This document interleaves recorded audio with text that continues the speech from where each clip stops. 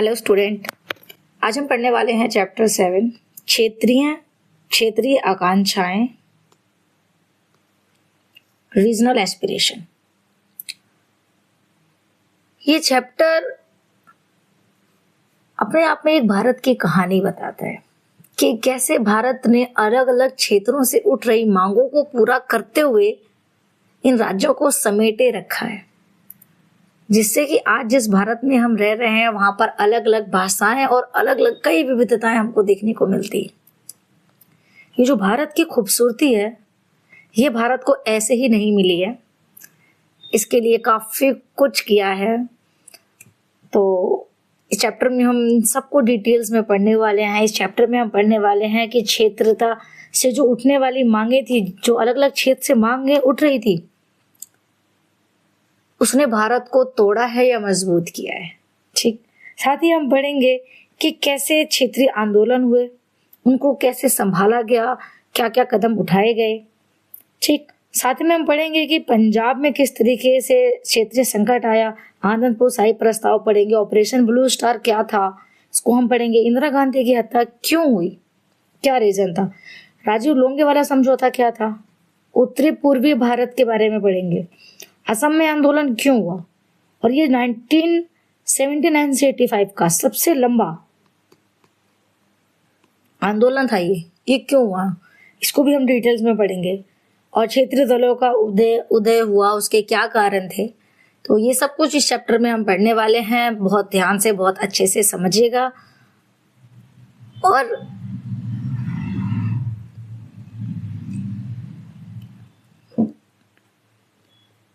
अपनी जो राय है कमेंट करिएगा। किसी तरीके का कोई आपको कोई सवाल हो, कोई आप सजेशन देना चाहते हो, उसके लिए आप कमेंट करो। वीडियो अच्छी लगती हो हमारी तो लाइक करो। चैनल को अभी तक सब्सक्राइब नहीं किया है तो सब्सक्राइब करो। हमें भी अच्छा लगता है जब हमारे सब्सक्राइबर बढ़ते हैं, तो लाइक करते हो तो हमें भी मोटिवेशन मिलता है। चलिए स्टार्ट करते हैं। क्षेत्रीयता का क्या मतलब होता है? देखो, भारत जैसे विविधतापूर्ण देश में अलग अलग क्षेत्रों की अलग अलग भाषाएं होती है, संस्कृति, आर्थिक स्थिति और पहचान सबकी अलग अलग होती है। अब जो इन विविधताओं से मांगे उठने लगी थी और अपेक्षाओं को क्षेत्रीय आकांक्षाएं कहा जाता है। अब सवाल ये आता है कि ये जो मांगे उठ रही थी, इन मांगों ने देश को तोड़ा है या मजबूत किया है? ठीक, ये मांगे जो है वो देश को तोड़ती नहीं है, बल्कि देश को अंदर से मजबूत करती है। ठीक है, तो आज इस चैप्टर में हम पढ़ने वाले हैं जो हमें सिखाता है कि भारत को एक बनाए रखने में सिर्फ कानून नहीं बल्कि समझ और बातचीत भी जरूरी है। आज हम पढ़ेंगे कि कैसे अलग अलग क्षेत्रों से उठने वाली मांगों को भारत ने संभाला, सजोया और एक विविधता भरा प्यारा भारत हमको दिया। ठीक, अब देखो, हर क्षेत्र चाहता है कि उसकी भी बात रखी जाए, उसकी भी संस्कृति को रिस्पेक्ट दिया जाए।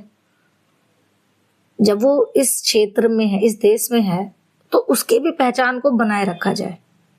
इसीलिए सभी क्षेत्रों ने अपने अपने स्तर पर अपने क्षेत्र को, अपनी भाषा, अपनी संस्कृति को, अपनी कल्चर को बचाने के लिए आवाज उठाई, अपनी पहचान बनाने के लिए आवाज उठाई। अब इसका मतलब ये नहीं है कि उन्होंने देश को तोड़ने की बात करी है, ऐसा बिल्कुल नहीं है। अब सवाल ये है कि इतने विविधताओं के बावजूद भारत टूटा क्यों नहीं? क्योंकि भारत ने संघीय व्यवस्था को अपनाया हुआ है।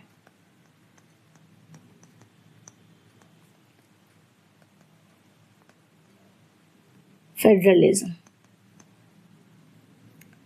जिसको हम कहते हैं फेडरल सिस्टम। फेडरल सिस्टम लिख लो।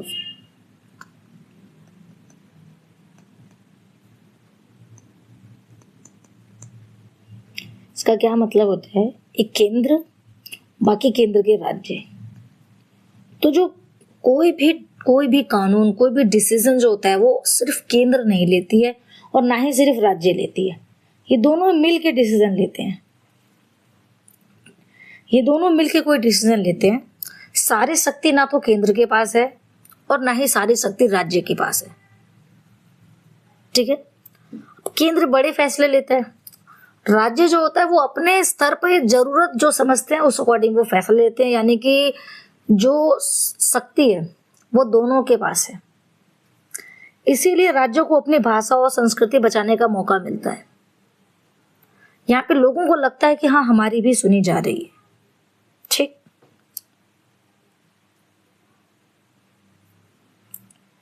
अब आते हैं प्रमुख क्षेत्रीय आंदोलन। अब ऐसा नहीं है कि बहुत आसानी से सभी राज्यों को जो है वो स्वायत्ता मिल गई है, नहीं। इसके लिए कई राज्यों में बहुत ज़्यादा आंदोलन, बहुत हिंसक आंदोलन देखने को मिले हैं। तो आज इसी को आगे करते हुए हम पढ़ेंगे कि जम्मू कश्मीर में जो आंदोलन हुआ, तो सबसे पहले देखो जम्मू कश्मीर भारत का विशेष राज्य है। अनुच्छेद 370 के अंतर्गत इसको भारत का एक विशेष राज्य का दर्जा दिया गया है। अब यहीं से इसमें समस्या क्या थी, ये अलगाववाद की मांग कर रहा था, स्वतंत्र होना चाहता था। ये सबसे पहले बात तो अलग होना ही चाह रहा था भारत से, लेकिन ये भारत का हिस्सा था। फिर इसने स्वायत्त स्टेट की मांग करी, स्वतंत्र राज्य बनना चाहता था। ये चाहता था कि इसके जो फैसले हैं ये दिल्ली में ना लिए जाएं, क्योंकि दिल्ली भारत की राजधानी है, और ये नहीं चाह रहा था कि केंद्र इसके लिए फैसला ले। दिल्ली का मतलब क्या है, केंद्र। फिर अलगाववाद, सीमा पर इसमें हमेशा विवाद होते रहते हैं। आतंकवाद, सीमा पर कश्मीर पाकिस्तान को लेकर इसके अंदर विवाद होता रहता है। अब चुनाव की विश्वसनीयता पर सवाल, इसको भी हम पढ़ेंगे। समाधान के प्रयास, लोकतंत्र प्रक्रिया, ठीक है। अब देखो कश्मीर की बात करें तो समस्या कहाँ बिगड़ी है। कश्मीर की समस्या की जड़ जो है वो बंदूक नहीं है बल्कि लोकतंत्र की कमजोरी थी। इसको कश्मीर जो आज उग्र दिखता है, इसके उग्र होने की वजह बंदूक नहीं है बल्कि लोकतंत्र की कमजोरी है। वो क्यों है अभी हम पढ़ेंगे।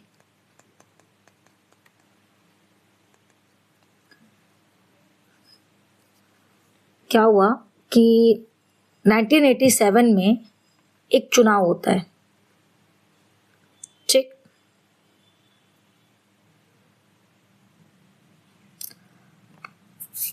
कहाँ पे, जम्मू कश्मीर में,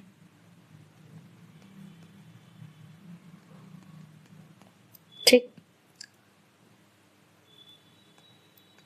MUF, मुस्लिम यूनाइटेड फ्रंट, ये एक पार्टी थी। ये सबसे मजबूत विपक्ष पार्टी थी जो 1987 में सामने आई थी। ये चाहता था स्वतंत्र राज्य, यानी कि ज्यादा स्वायत्ता। MUF की मांग क्या थी, ज्यादा स्वायत्ता, स्थानीय लोगों की भागीदारी और सेंटर का जो हस्तक्षेप है वो कम हो। अब क्या हुआ, जब ये चुनाव हुए 1987 में, तो वहां के लोगों ने इसको अच्छा खासा मतलब वोट दिया। लोगों को ये लगा कि ये पार्टी जीतेगी, क्योंकि सब लोग इसी के अगेंस्ट वोट डाल रहे थे। लेकिन लोगों का लोकतंत्र पे से विश्वास उतर गया जब इस पार्टी को चुनाव के नतीजों में ये दिखाया गया कि ये पार्टी हार गई है। यहाँ से लोगों के अंदर आक्रोश हो गया और लोकतंत्र के प्रति उनका दिल टूट गया। उनका यह मानना था कि हमने बंदूक नहीं बल्कि वोट को चुना और हमको बदले में क्या मिला। तो यहां पर क्या कहा जाता है कि यहां पर बंदूक नहीं, वोट से लोग लड़ रहे थे और वो हार गए, तो उनके अंदर उग्रवाद जो है वो उत्पन्न हो गया। यहां पर लोकतंत्र कमजोर होता हुआ दिखा साफ साफ, ठीक है।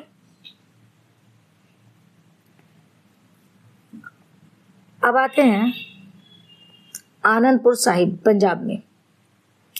क्या हुआ कि सर ये 1980s के दशक में उग्रवाद वहां पर देखने को मिला। अब आनंदपुर साहिब प्रस्ताव क्या था? 1973 में आनंदपुर साहिब एक पंजाब में जगह है। यहाँ पर शिरोमणि अकाली दल एक पार्टी है। पार्टी का क्या नाम था? शिरोमणि अकाली दल।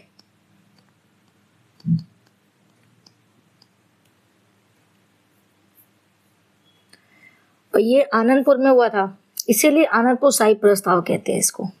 इस प्रस्ताव की मुख्य भाषा क्या थी? ये जो था, ये प्रस्ताव अलग देश की मांग नहीं था। ये भी सेम जम्मू कश्मीर की तरह ये ज्यादा स्वायत्ता की मांग कर रहा था। राज्य को जितना स्वतंत्र हो सके करो। केंद्र के अधिकार को ये सीमित करने की बात कर रहा था, सेम जो हमने ऊपर पढ़ा। यानी कि केंद्र का हस्तक्षेप कम हो, राज्य को ज्यादा फैसले लेने की ताकत मिले। रक्षा,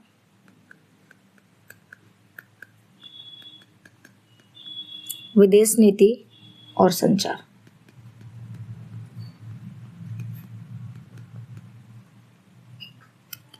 केंद्र के पास ही रहे, ये बहुत इंपॉर्टेंट है।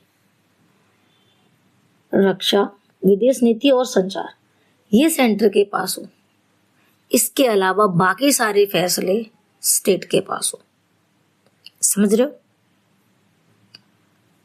ये मांग इसने करी। अब यहां से बहुत कुछ बिगड़ता चला गया, क्योंकि ये जो मांग उठ रही थी, ऐसा नहीं था कि इन्होंने मांग रख दी और वो कंप्लीट हो गई।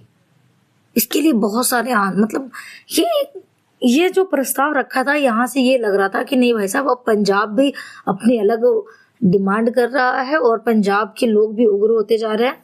यहाँ से पंजाब के जो हालात है वो बिगड़ने स्टार्ट हो जाते हैं। अब हमको क्या देखने को मिलता है? यहाँ से हमको देखने को मिल जाता है operation blue star. Operation blue star क्या था?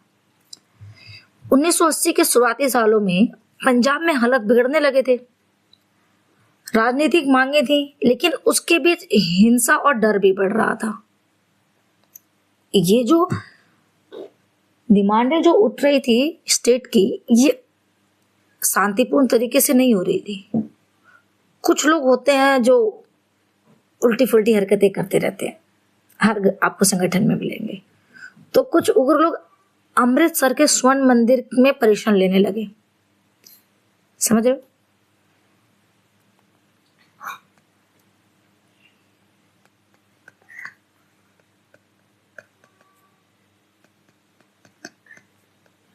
अब ये जो कुछ उग्र लोग थे, इन्होंने अमृतसर के स्वर्ण मंदिर में जब इन्होंने शरण ली, तो सरकार को लगा कि वहां से हिंसक गतिविधियां संचालित हो रही हैं। यहीं पर जो है वो थोड़ी सी गड़बड़ी हो गई कि राज्य का नियंत्रण कमजोर हो रहा है। अब इस स्थिति में क्या हुआ कि जून 1984 भारत सरकार ने ऑपरेशन ब्लू स्टार चलाया। इसमें क्या हुआ कि भारतीय सेना को स्वर्ण मंदिर परीक्षण में भेजा गया, उग्रवादियों को हटाना और हथियार को कब्जे में लेने के लिए। यह कार्रवाई कुछ दिनों तक चली, लेकिन क्योंकि ये धार्मिक स्थल था, यहाँ पे सरकार का जाना बहुत बड़ी बात हो गई। अब यहाँ के जो लोग हैं भाई, उनकी जो धार्मिक जो आस्था है वो आहत हो गई।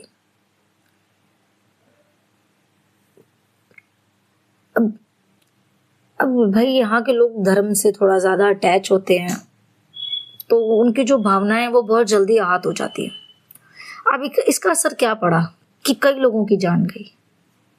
सिख समुदाय में एक गहरा रोष फैल गया। देश में तनाव बढ़ने लगा। अब कुछ महीने ऐसे ही बीत गए। इसके बाद कुछ महीने के बाद 31 अक्टूबर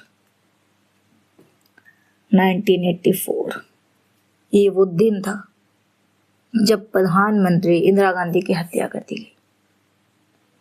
और इसे आप एक रीजन कह सकते हो ब्लू स्टार को, कि ये रीजन था जिसकी वजह से शायद इंदिरा गांधी की हत्या कर दी गई। अब इसी के अंदर है पंजाब में राजीव लोंगोवाल समझौता 1985। अब ये क्या है? तो देखो, राजीव लोंगोवाल समझौता ये 1984 के बाद पंजाब बहुत दर्द और तनाव से गुजर रहा था।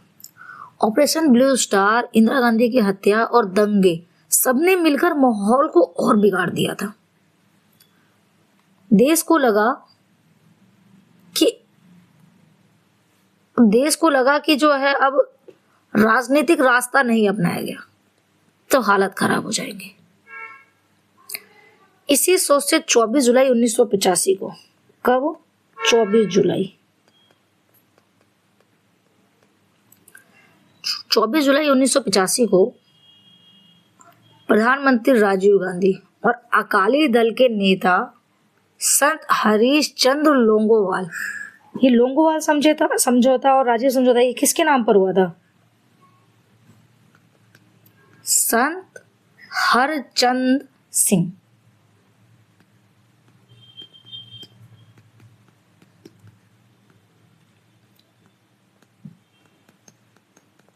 लोंगोवाल।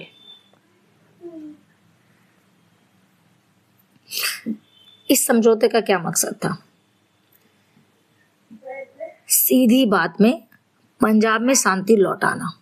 बिल्कुल सीधी बात है कि पंजाब में शांति लौटाओ। इस समझौते को आप सीधा लिख सकते हो कि पंजाब में शांति बनाना इसका मकसद था।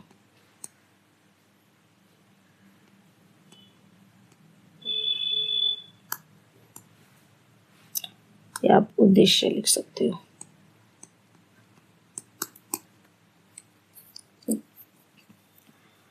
राजनीतिक समस्याओं को बातचीत से सुलझाना, अलगाव और हिंसा से बाहर निकालना।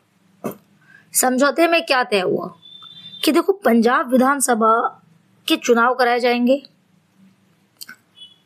चंडीगढ़ को पंजाब की राजधानी बनाने की मांग हुई 1985। यहीं से चंडीगढ़ को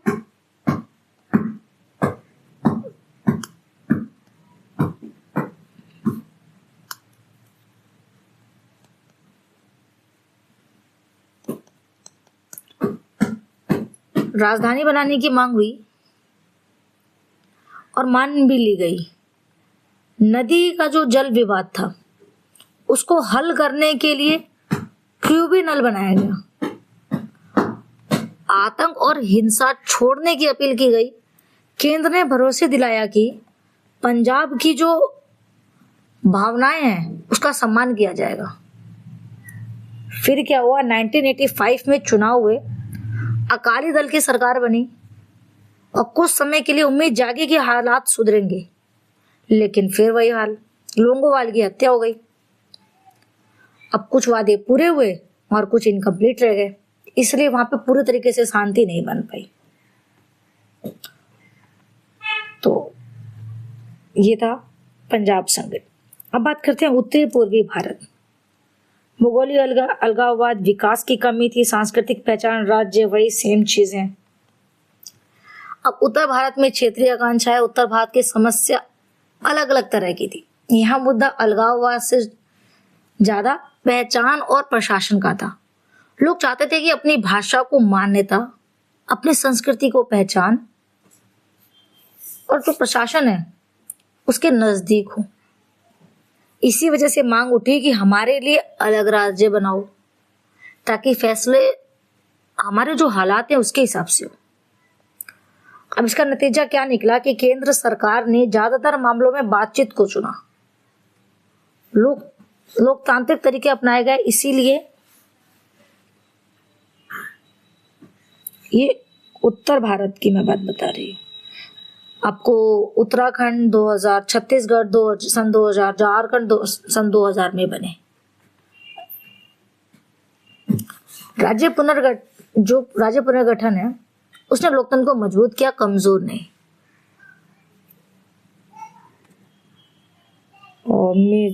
चलिए आ जाते हैं असम आंदोलन पर। असम आंदोलन 1985। उससे पहले देखो पढ़ते हैं मिजोरम समझौता क्या था।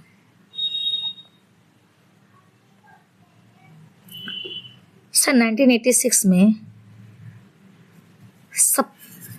सबसे सफल उदाहरण पर 1960 और 70 के दशक में मिजोरम में सशक्त आंदोलन चल रहा था।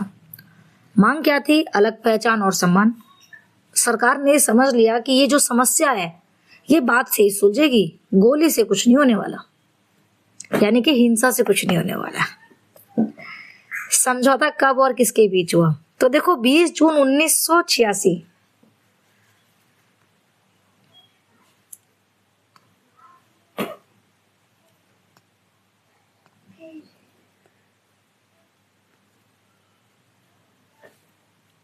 एक सेकंड, लग रहा है मेरे पेन की बैटरी चली गई।